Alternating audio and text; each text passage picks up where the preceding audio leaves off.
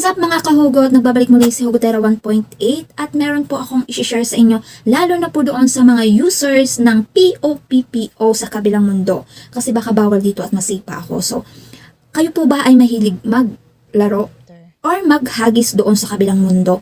Ito po yung ituturo ko sa inyo ay mas makakasave kayo ng pagko-convert or pag-exchange ng inyong points into coins para kayo ay makapaglaro.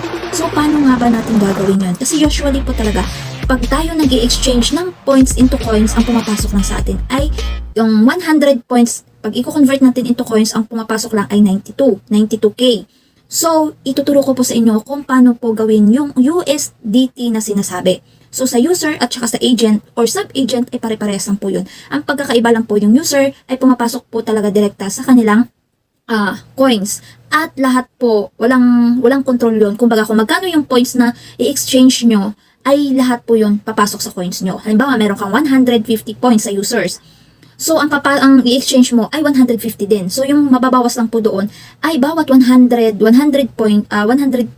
points, ang magiging yung pagko-convert nun ay 99,000. 99,000 po yung papasok doon. So, ang mababawas lang po doon ay 1,000. So, makakasave po kayo ng 7,000 coins pagka yun ang ginamit nyo, yung USDT. So, ganun po. Ang pagkaiba lang ay yung sa sub-agent at saka sa agent. Kung sa coin trading naman, ang kanilang pag-i-exchange ng kanilang points into coins, pwede nila itong ipasa sa mga members or kapwa nila agent or sub-agent. Ganon ang pinagkaiba doon. So ngayon po ituturo ko sa inyo, lalo na po doon sa mga sub-agent at agent na hindi alam yung USDT na pwede nyong i-convert doon sa coin trading at pwede nyong gamitin yung USDT para po mas makakasave kayo. Or kung gusto nyong, imbes na i-withdraw nyo, i-convert nyo into coins at ibenta nyo.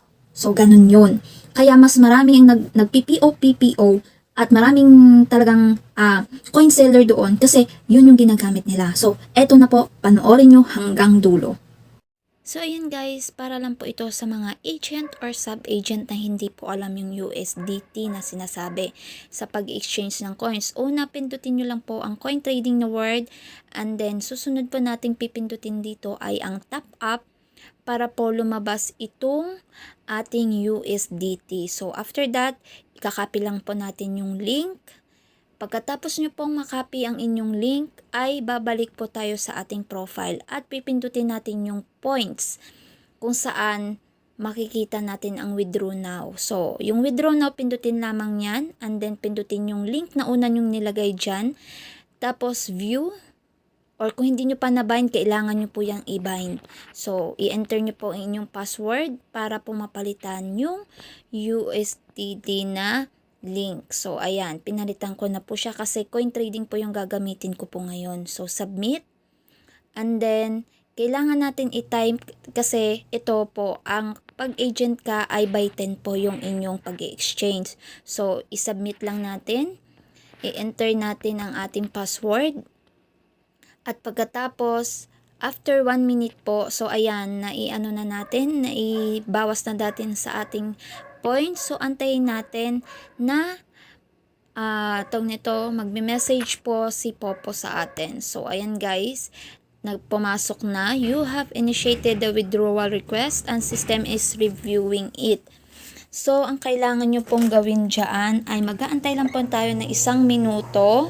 1 minuto bago po lumabas ito. Your withdrawal has been issued. So, i-check pa natin yan ngayon kung pumasok na talaga doon sa coin trading na pwede natin hati-hatiin o ipapasa sa kapwa natin member o sa kung sino man or kung pwede nyong ibenta. So, yun guys. Kagaya itong gagawin ko, 99,000 yung pumasok sa akin. Kung nag-exchange ako ay 92K lang po yan. So ngayon papasa po ako sa aking isang account na Hugotera. At magpapasa lang ako ng 49,000 kasi si Hugotera ay user and the other ko po ay isang agent. So, ayan guys, titingnan natin. So ayan, confirm. Ipapasok na natin siya at mabalik tayo sa profile natin. So, ayan na, meron na tayong coins na pwede nating panggagamba o panglalaro natin. So, yan lamang po mga kahugot. Kung ikaw naman po mga kahugot ay isang user, so punta lang tayo sa Popo Live. Ayan, pindutin natin yan. So, pindutin po natin yung coins na word. At ito po yung lalabas. So, itatap natin itong word na top up sa right side. And then, ang gagawin natin ay pupunta tayo sa USDT na word. So, pindutin lang natin yan. Copy ang link at balik po tayo sa ating profile. And then, punta tayo sa points. So, pag napindot nyo na yung points, pindutin nyo lang po yung withdraw now. At ilalagay po natin kagaya nito, yung aking link dito na gamit na USDT ay sa coin trading po. So, ito sa coin trading yan, papasok once na nag-withdraw ako ng 100,000 points. So, ipapalitan natin yan. Pindutin lang natin, view, and then enter the password, and then iburahin natin. Pagkatapos nyan ay ipipaste lang natin yung link na kinapi natin doon sa top up word sa coin. So, submit.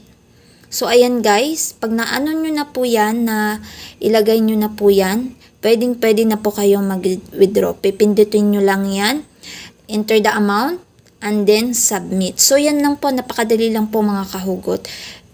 User at saka coin trading or agent or sub-agent ka, napakadali lang. So, yun lamang mga kahugot. Sana po nakatulong ako sa inyo na mas makasave at mas makamura.